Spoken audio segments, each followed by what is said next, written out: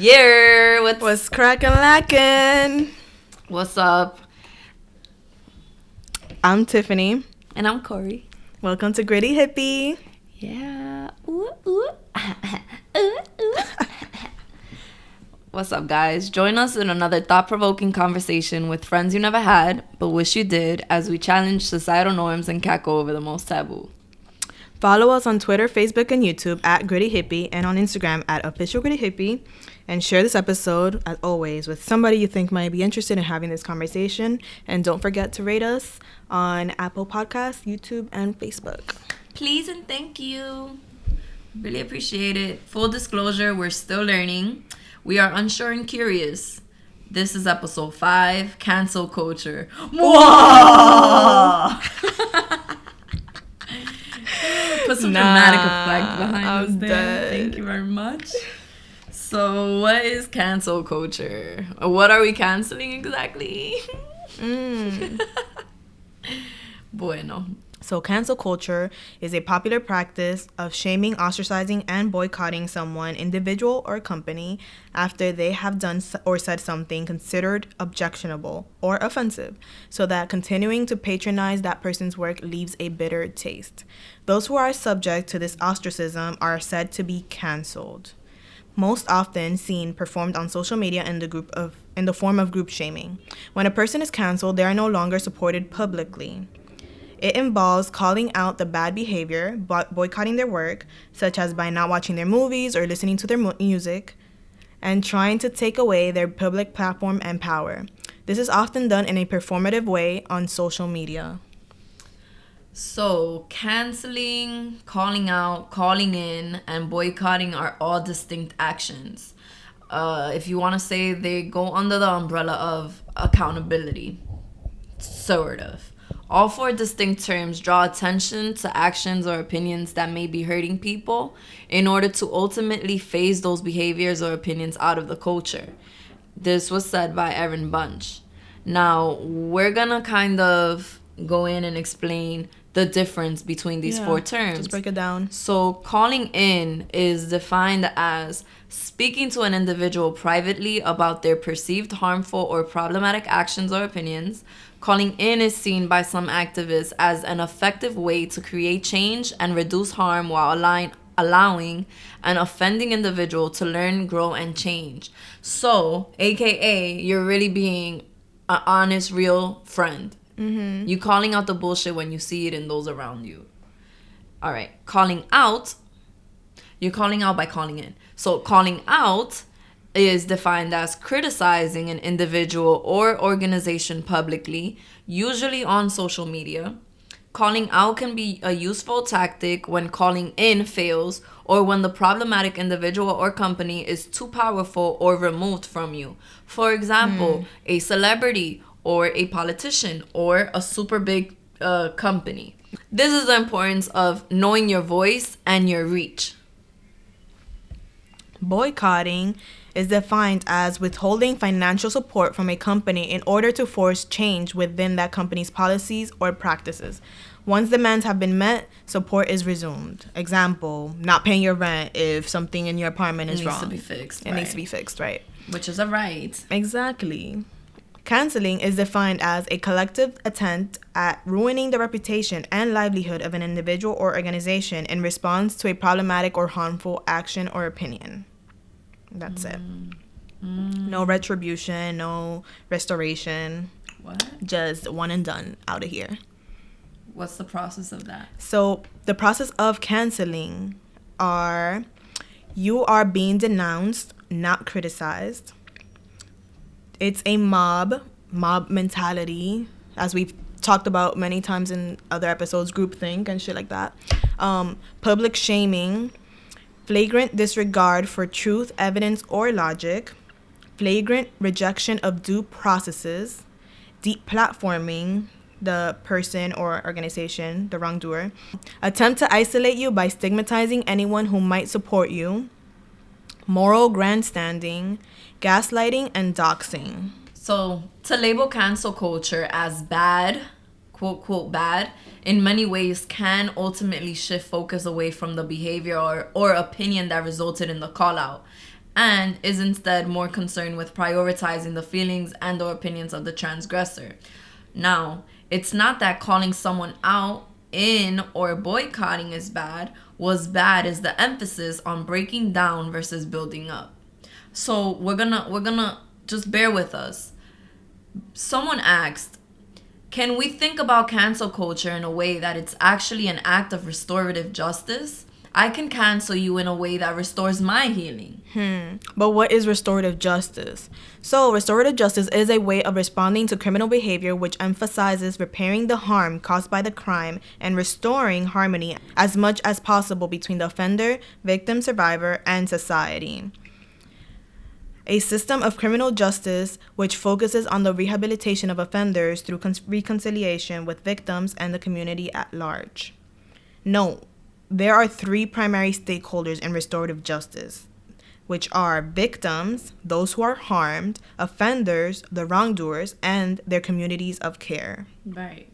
So, informal restorative practices have a cumulative impact and create an environment that consistently fosters awareness, empathy, and responsibility in a way that it's likely to prove far more effective in achieving social discipline than our current reliance on punishment and sanctions. Just think of the prison system.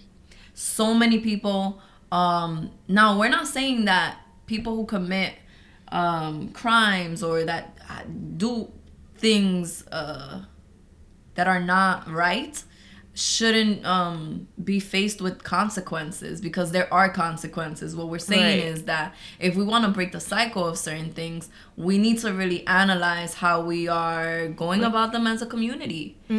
Restorative justice is not just about your healing. When there's someone who was able to hurt you, don't we say hurt people hurt people? Yeah, all the time. All right. So how do we rehabilitate offenders or transgressors to avoid this happening to others in our community? It's not just for your healing. And now this reminds me of like, Twitter.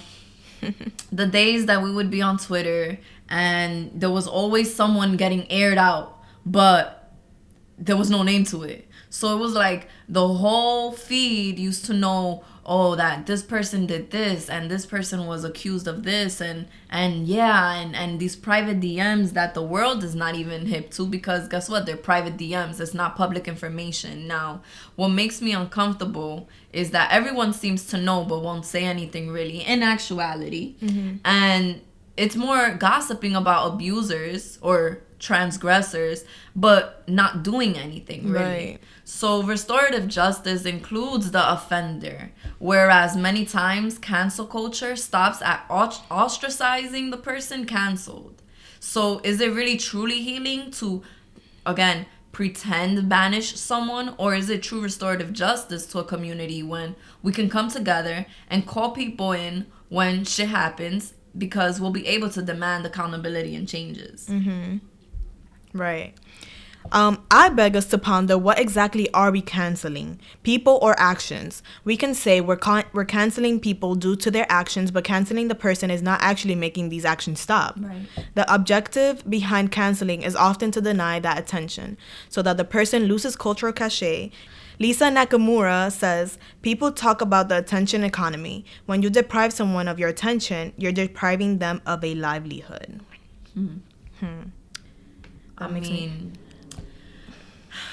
Cancel culture could be detrimental, toxic, even a myth. In many ways. This method of like temporary banishment by popular vote without trial or like special accusation was also practiced in ancient cultures. When the threat of being canceled becomes a daily preoccupation, honest conversations just don't happen, and there's not a real understanding. Therefore, it doesn't leave room for conversations surrounding changed behavior or resolutions. If I don't understand, it's kind of like you want me to read your mind, like, right? Or like you think that I'm suddenly gonna fucking change just because everybody's now bullying me. Yeah, and I think, for my opinion, cancel culture is a myth because many people are confronted and called out, but many are actually canceled. Like, How many people have been canceled, but they're Yeah. still out here? You get canceled, but you still exist. Right. You still going about It's your not like you business. evaporate into thin air. That's what I'm saying. Like, you don't have to fuck with me, but what happens then? We just stop at not fucking with each other, Right? And just like what is that word? Sneering? Yeah, snickering. I guess snickering. I don't know what you're trying to say. I don't know. It sounds right, but it's like, you know, you like side eye people, and you're just like sneering. It's some gossip shit versus actual seeking for real change. So why do people do cancelable things? Well, people are dumb. Hello? First of all, people be stupid out here, but they're also uneducated. People have trauma, like you mentioned, hurt people, right? So that's a whole thing. Which people will argue. Which people would argue, like we just But did. it's okay because It's not an excuse, but it's a Yeah. reason of why things happen, and also clout. We live in a fucking digital era, and the notoriety that being canceled provides just gives people a platform to rebrand and come back like nothing ever happened to their newly accumulated audience of thousands, millions of followers. Like, okay, we back and we better and we Dika changed, but not really, like nothing happened. How can we call people in instead of out? So just be honest with your friends about their toxic behaviors. Don't appease family members or loved ones. Be intentional with your communication. Be impeccable with your word. Yeah, shout out to the 4 agreements. Read that book. We'll leave it in the source so you guys can check it out because it's amazing. Recognize your intentions in your relationships and also write them a letter. Sometimes that's the best way to communicate and actually comprehend what somebody's trying to say. Yeah. I say, like, share a podcast episode. This one. An article or a video addressing the issue with possible solutions. Like, me, it's just easier to have these are difficult conversations, but they're necessary. So when you approach a conversation with like a possible solution, maybe offer an alternative behavior to what they're used to doing. Show up for each other, speak up on things even if it doesn't directly affect you. You might have seen something that's funny style and you just like, yo, like, that's your friend, so you can totally pull them to the side and be like, dude, what the fuck? That wasn't cool, you know, like, or, you know, like, you need to know when it comes to being intentional with your relationships and understanding like what it is that you are in these friendship and bonds for. I think this is where it comes down to it. Like, this is where you're going to be tested, and you're going to have to show up for people in your life that you claim to care about. And this is the test. Are you willing to call people in about things that are ¿cómo se dice? Detrimental? Yeah, like that are detrimental to themselves and to others. So maybe sometimes you may even need to encourage them to get therapy. And they may get mad, but it's something that you mentioned. Yeah. But I was going to say, accountability is really hard, but that just shows growth. Like, how are you going to grow if you're not doing the hard things? You know, just... Or also, like, you can't even be mad that you're growing and everybody around you is not growing when I don't tell you, like, yo, sis, get your shit together. Exactly. Which could be really uncomfortable, but sometimes we need to hear that shit from people. Yeah. And we may not even notice that we did something whack. Right, because when you're too close to something, you don't see the big picture. Oh my gosh, yes. I see what you did there. Tiff thinks she know me or whatever. A little bit, you know. It's only been like 10 plus years of friendship. Listen, we all have the potential to grow, learn, unlearn, and repeat. It's the only way to truly break cycles. So, what can we do as a community to do better so we don't have to cancel anybody or anything? First of all, Burn. Worry about yourself. Period. Self-care. Loving yourself is number 1. Yeah. Right? Have more community-based discussions to learn what we all have to offer to each other respectfully. Set expectations for yourselves and others, because there's nothing wrong with setting expectations. We need them. in order to progress as people. We're not gonna be out here like barbarians. And we're not gonna act like we don't have them. Exactly. If I'm in a community and it looks like a family-oriented community, or like, I just see people in the street and they're my neighbors. Say I have children, I expect for them to keep an eye out on my child. Right. Like, it be certain things like that. Yeah. Also, treat people with decency. Basic shit. Basic. Also, educate ourselves. Yes. Go into different circles, learn about other people, volunteer. These are all things we have talked about, but like I said, everything's connected. So Yep. And now let's connect it back to ourselves. Huh. Right? So hypocrisy. Those without sin cast the first stone. It's only a matter of time before we commit a mistake or hurt someone, and we would want compassion extended out to us in that case. No? Yeah. You're not really canceling anyone, you're just ignoring them. Ooh. So one day we will come face to face with the day that we fail to follow our own expressed moral rules and principles. We don't care about changing shit. We just want to be the ones to take credit for all morally just. So like, are you qualified to cancel someone? Quite frankly, no. You may choose to not involve yourself with certain things or people, but you cannot dismiss someone's right to be human and have their own human experience, because people are fuck-ups. Yo, we're human beings. We're bound to fuck up. That's what we're here to do. Literally, we're just learning along the way. So, as Obama once said, get over being politically woke. The world is messy. There's ambiguities. People who do really good stuff actually have flaws. One danger we see mainly with younger people, which is accelerated with social media, is the way of making change is to be as judgmental as possible with other people. So tweeting or hashtagging about how you didn't do something right, and then sitting back and feeling good about myself because you see how woke I was, I called you out. That is that's a myth right there. Yeah, that's not activism. It's not activism. It's not changing anything, and it's just you. Is an talking ego shit. Facts. Literally. Following the lead, and it's like, what are your personal standards when analyzing people's worth? Don't follow the lead just to follow. Do you cancel people because you don't want the attention on you once you do something deemed unpopular? Because I feel like that's what a lot of us do. And do we truly ask the questions that need to be asked?